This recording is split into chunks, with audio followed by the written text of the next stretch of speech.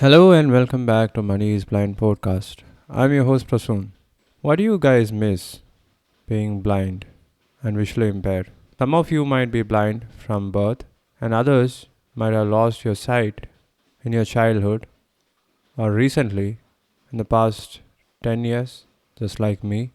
If you had sight, what is the one thing that you wish you could do? I often think about this topic and then I realize it's a waste of time. But today, as I'm sitting in my study room thinking about a topic to podcast, I was thinking about an artificial intelligence based software, just like the Apple Vision Pro, which we can wear in our face as an eyeglass or like a spy cam. That would be much better, right? So that nobody is going to identify that you're using a spy cam in your pocket.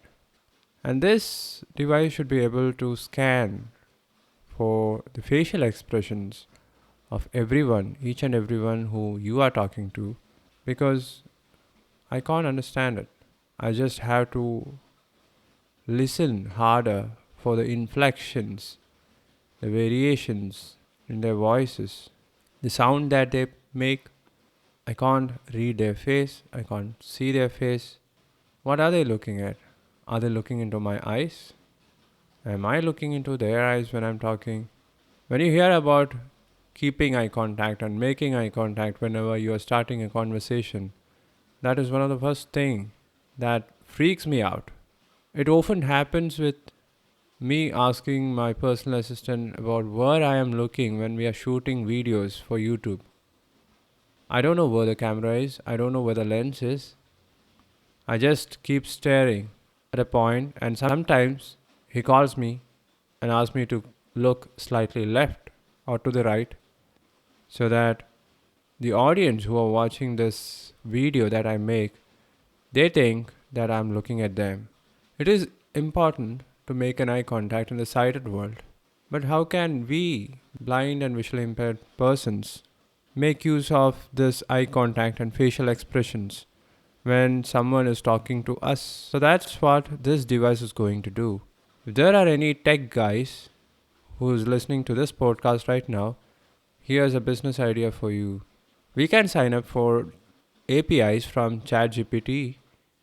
They are selling it for a subscription and we can make a device. But the challenge is that each and every human face is different.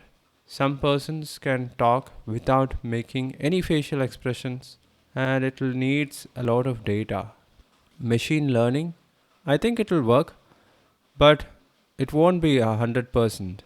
I think it'll be close to 70 or 80%, but it is much better than zero. So if there are any tech guys who are listening to this podcast, if you are searching for a business idea, here is one.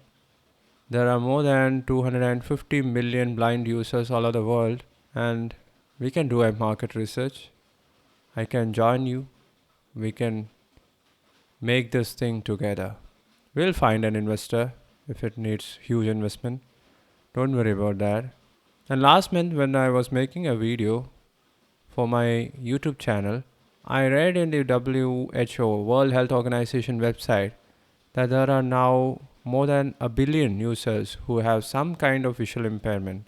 I'm not just talking about blindness and visual impairment.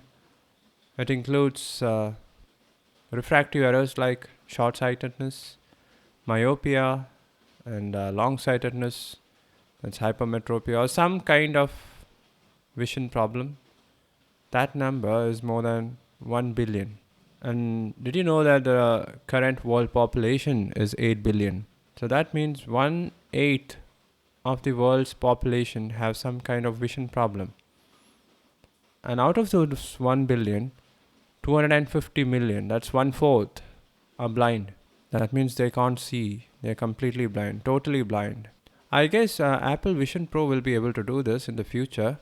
I think it will take another 5 years for Apple Vision Pro to collect all the data from the facial expressions. Oh no, but they have been collecting this.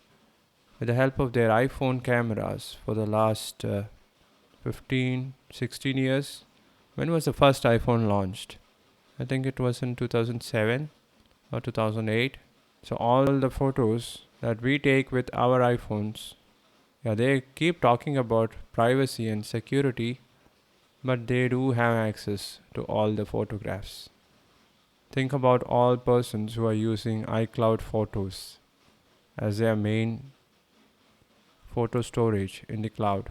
It's much worse when it comes to Google Photos. Google even recognizes whether persons are smiling, whether they are crying or not.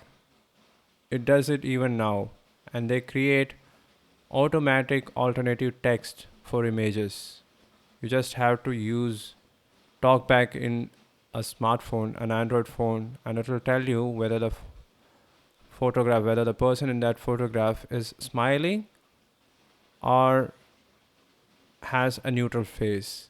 Even iPhone does that. And these alt text, these photograph descriptions, they are created automatically after studying hundreds and millions of photographs. And I think they have the data. And Apple Vision Pro is going there. But it's 3 lakh rupees, $3,500. Isn't that too much? Of course, there are blind entrepreneurs in this world, but how many blind entrepreneurs will be able to afford it? I don't know.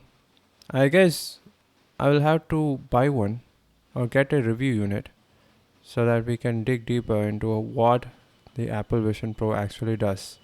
And now that Apple Vision Pro is out, I think that Google will be on the heels to launch their own version of Google Vision glasses or something like that. They already done it one time and failed miserably. So this time it will be different, I guess. When OpenAI launched ChatGPT, Google was fast. They launched Bard. And yes, I tested Bard, but when compared to ChatGPT, it doesn't seems that much creative. All those words that Sundar Pichai is talking about generative AI, I think it still works like a search engine, more like a search engine than like a robot which has machine learning embedded into it. So that's it, guys. It's been a long one. I thought I don't have a topic for today, and this is where we reached. So catch up with you tomorrow. Bye bye.